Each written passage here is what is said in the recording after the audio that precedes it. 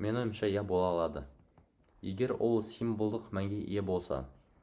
Қара шегір бұл шәкәрімнің ішкі жан дүниесінің жалғасы. Оның еркіндікке, биіктікке және рухқа деген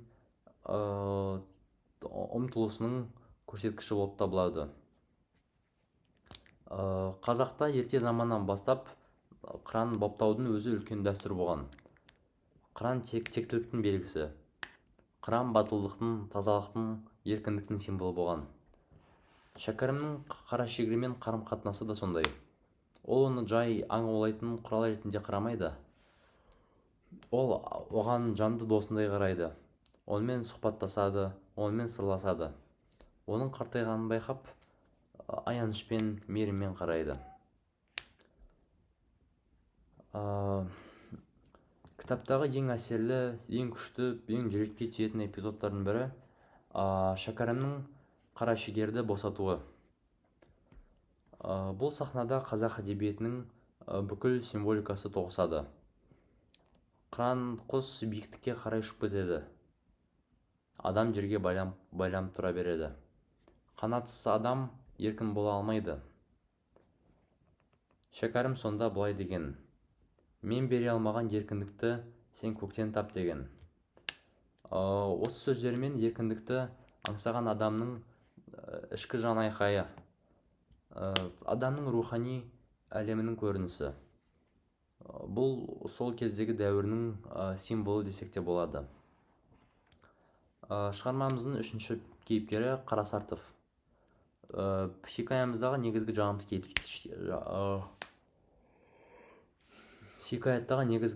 кейіпкер.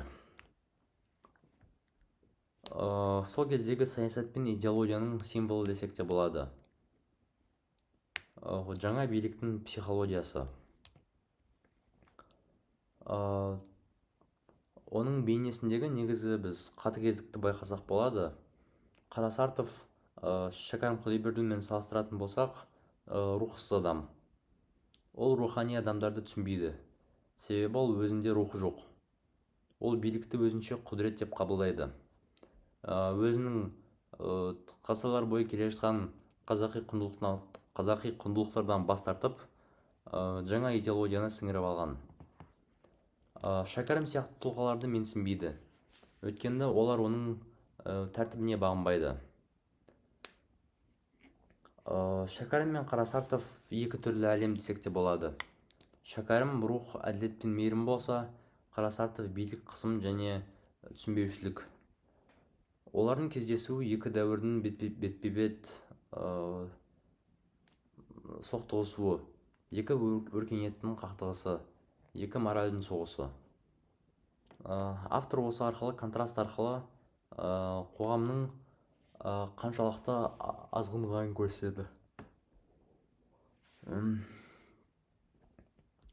Шығармада қазақтың бірнеше салт дәстүрі, өмір салты көрініс табады. Жеке айтатын болсақ, саятшылық дәстүрі хикаятта көрініс алады. Саятшылық қазақтың аса көне өнері. Ол тек қыран баптау емес, ол табиғатпен тілдесу мәдениеті, төзім, тәрбие, тазалық және тектілік қағидаларын ұстанады. Қыранды баптау оңай дүние емес, үлкен жауапкершілікті қажет етеді.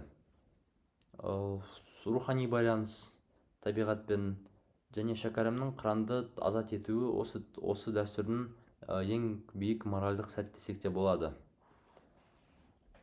Екіншісі бізде жылқы мәдениеті болып табылады. Жылқы қазақтың қаны, еркіндік, тіршілік пен намыстың, төзімділіктің нағыз символы болып табылады.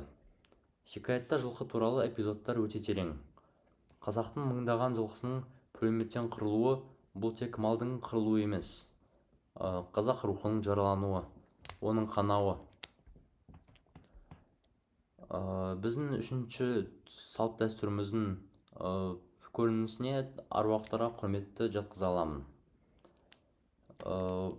Аруақтарға құрмет бізде баяғыда көне түркілерден бері келе жатқан салттарымыздың бірі.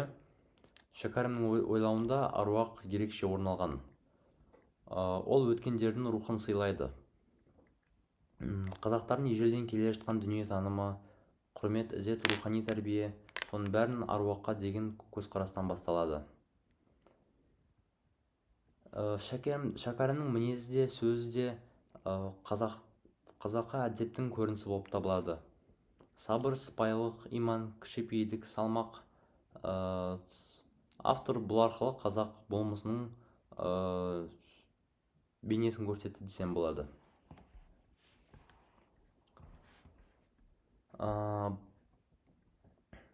Осы шығарманы жаба алмай ұзақ отырып қалған сәттерім болған. Өйткені әр бетінен бір қасіреті бар, бір үмітімен және бір күрсінісі бар. Әрбір эпизодта жеке бір философиясы бар, әр сөйлем тарихтың сөзі болып табылады. Ең алдымен осы хикаятты оқи отырып, мен қазақтың 20 ғасырдың басындағы қайғы мұңын бұрынғыдан да тереңірек сезіне бастадым. Ашаршылық туралы, тәркілеу туралы, қуғын-сүргін туралы мектепте оқимыз. Бірақ ол тек ақпарат деңгейінде, тек фактілер ретінде қалады. Ал дәл осындай көркем шығармалар сол кезеңді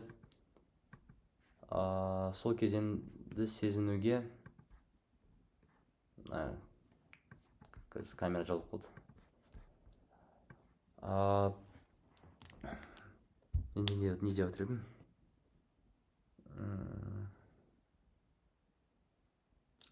Осындай көркем шығарманың сол кездегі сезінуге бізге мүмкіндігін береді.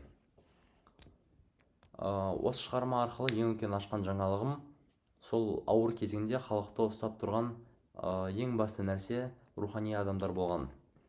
Шәкәрім сияқты тұлғалар халықтың үні болды, халықтың жүрегі болды, жан жарасын емдейтін соңғы шамы болды.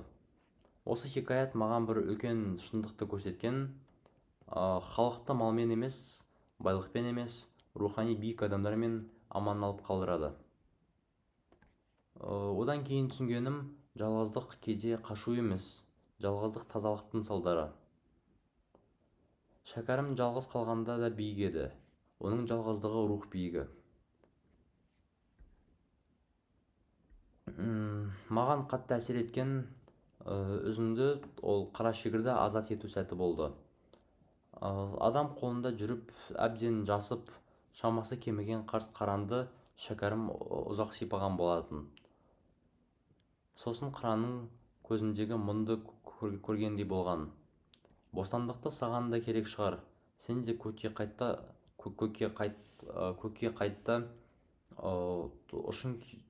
ұшқың келетін болар дейді. Ол қыранды қолынан ақырын көтеріп, аспанға қарай сермеп жіберген болатын. Қарашегір әуелі шоршып барып, әлсіз қимылдайды. Бірақ бір кезде бір сәтте биікке ұмтылып, ақырындап көкке көтерілген. Шәкәрім көзіне жас алып, ұзақ қараған болатын. Сол кездегі аузына алған жалғыз сөз бар, сен енді еркінсің деген. Бұл үзінді мен үшін еркіндіктің символы болған. Бұл жерде тек қыран ғана босап тұрған жоқ, бұл адам рухының босануы. Ішкі жүк, ішкі өкініш пен ішкі жан айқайдың босауы.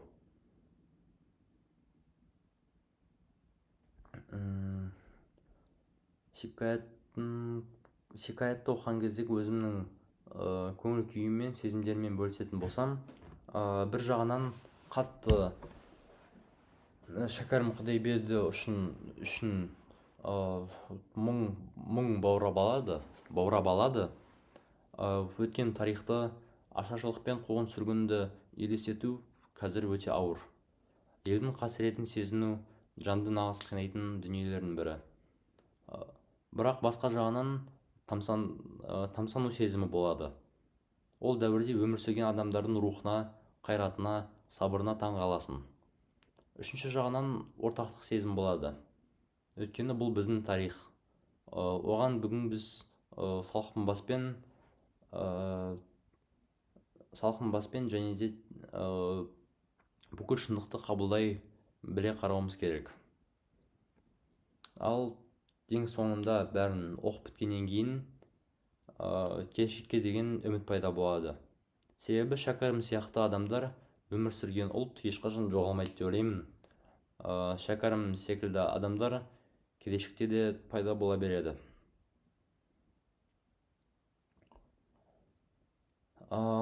Осы кітапты мен өзімнің таныстарыма, достарыма, тіпті отбасы мүшелеріме де оқуға кеңес берер едім. Не себепті? Өйткені бұл біздің тарихымыз. Бұл туынды арқылы бір дәуірді көз алдына әкелуге болады. Өйткені бұл үлкен тәрбие. Әділет, адалдық, рухани тазалық туралы көп ой қалдырады. Өйткені бұл сезім тәрбиесі. Адамның жүрегін жұмсартады, адамды тереңдетеді. Өйткені бұл қазақ рухы, кітапты оқыған әр қазақтың өзін танығандай боласын. Ендеше шығарманың авторы Қабдеш Жұмаділов туралы айта кететін болсақ, Қабдеш Жұмаділов қазақ әдебиетінің үлкен тұлғасы. Ол тек жазушы емес, тарихын шежіресі, халықтың сөзінің қарашығы, елдің жадын сақтаушы азамат. Ол Қытайда туғанымен кейін Қазақстанға өтіп, өмір бойы қазақтың тағдырын зерттеген адам. Оның шығармалары көбіне елдің бір туар тұлғаларына арналған болатын. Жазушы ретінде оның ерекше стилі бар десем де болады. Әр кейіпкерін терең психологиялық деңгейде суреттейді. Табиғатты жан-жақты бейне ретінде көрсете алады. Тарихи шындықты бояусыз нақты жеткізеді. Ал тіл байлығы өте мол, көркемдігі жоғары,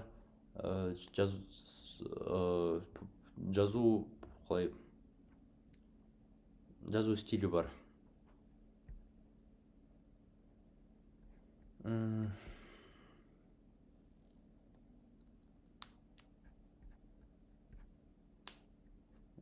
Так, болды осымен.